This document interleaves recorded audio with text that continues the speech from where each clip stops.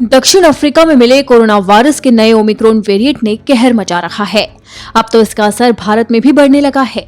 कर्नाटक में 2 लोगों में ओमिक्रॉन वेरिएंट की पुष्टि हो गई, जिसके बाद राज्य सरकार ने नई कोविड गाइडलाइन जारी कर दी।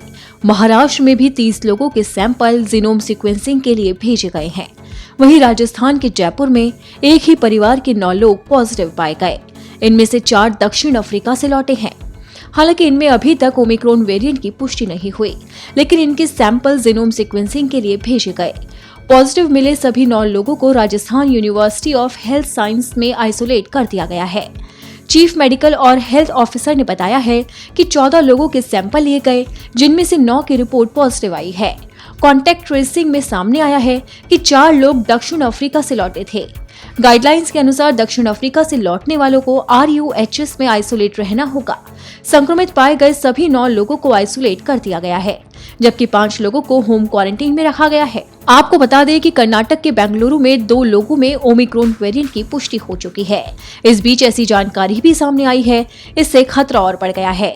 दक्षिण अफ्रीका में ओमिक्रॉन मिलने के बाद 57 यात्री बेंगलुरु लौटे हैं, जिनमें से 10 अभी तक गायब है। इन 10 विदेशी यात्रियों को ट्रेस नहीं किया जा सका है और उनके फोन भी बंद है। ओमिक्रॉन के खतरे को बढ़ते देख कर्नाटक सरकार ने नई गाइडलाइन जारी कर दी। इसके तहत 15 जनवरी 2022 तक सभी शैक्षणिक संस्थाओं में किसी भी तरह की कल्चर एक्टिविटी करने पर रोक लगा दी गई। साथ ही अब मॉल और थिएटर में उन्हीं लोगों को एंट्री दी जाएगी जिन्हें कोरोना वैक्सीन की डोज लगाई जा चुकी होगी। वहीं महाराष्ट्र के स्वास्थ्य अधिकारियों ने बताया है कि ओमिक्रॉन वेरिएंट की मौजूदगी का पता लगाने के लिए 30 लोगों के सैंपल जीनोम सीक्वेंसिंग के लिए भेजे जा चुके हैं। इनमें से 14 को NIV पुणे और 16 को कस्तूरबा अस्पताल में बनी लैब में भेजा गया। अधिकारियों ने ये भी बताया है कि शुक्रवार सुबह तक 2821 यात्री हाई रिस्क देशों से मुंबई आए। इनमें से 2 लोगों की रिपोर्ट पॉजिटिव आई है।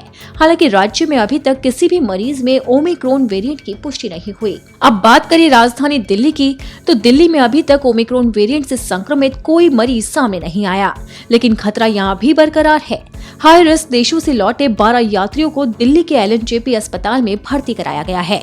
उनकी भी रिपोर्ट जीनोम सीक्वेंसिंग के लिए भेजी जा चुकी है। अब ये तो रिपोर्ट आने के बाद ही पता चलेगा कि वो यात्री ओमिक्रॉन वेरिएंट से संक्रमित हैं या नहीं।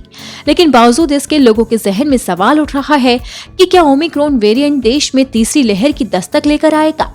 माना ये जा रहा है कि जैसे डेल्टा वेरिएंट ने दस्तक दी थी और उसके बाद भारत में दूसरी लहर ने तबाही मचाई, उसी तरह से ओमिक्रॉन की वजह से भी भारत में अब मुश्किलें बढ़ सकती है।